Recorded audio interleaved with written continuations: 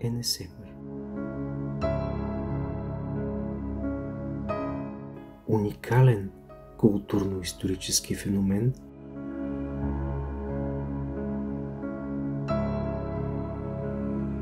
в който времето се е сгушило между тесните му кълдърамини улички, а историята шепне от всеки ъгъл.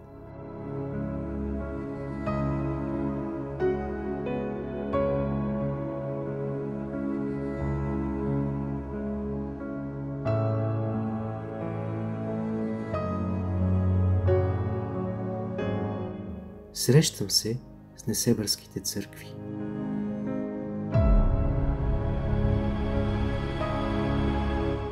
Топтящите сърца на древният град, биещи през вековете, жива история, изтъкана от вяра, страдание и надежда.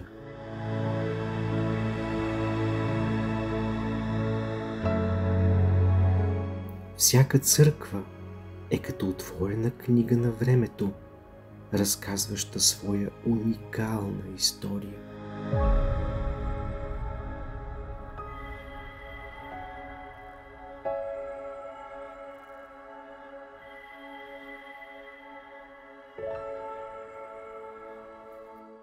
Но сред всички тях има една, която не просто разказва, а пее за миналото.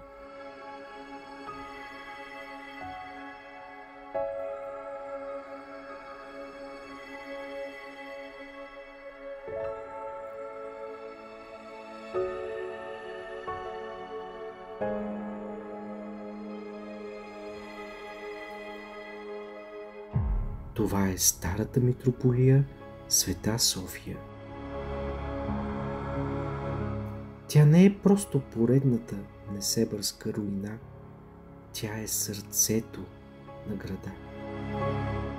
Представете си, че заставате пред нея. Времето е изваяло красотата й, но дори и така очертанията на трите й кораба разкриват мащаба на някогашното й великолепие. Когато слънчевите лъчи се прокрадват през празните й прозорци и рисуват светлинни петна по стените, можете да усетите как се връщате назад във времето. Чувате ли ехото на молитвите, които са изпълвали тези стени?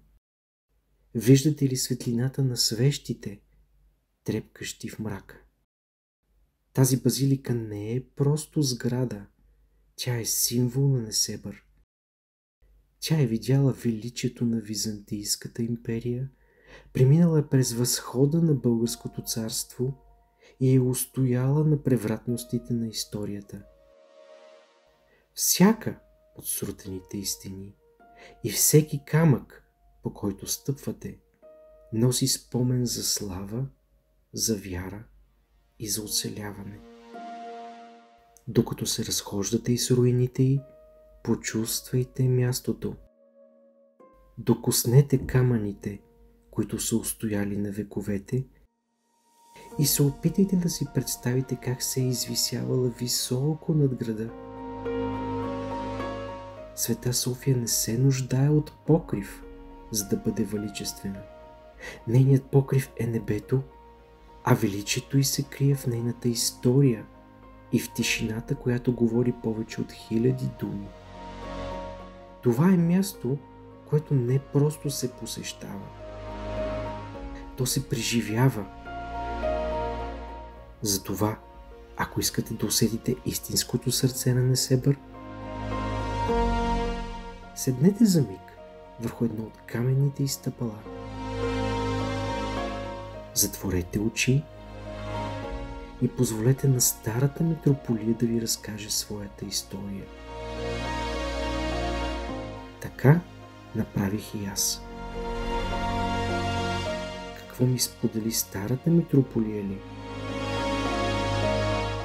Какви съкровени тайни ми разкри?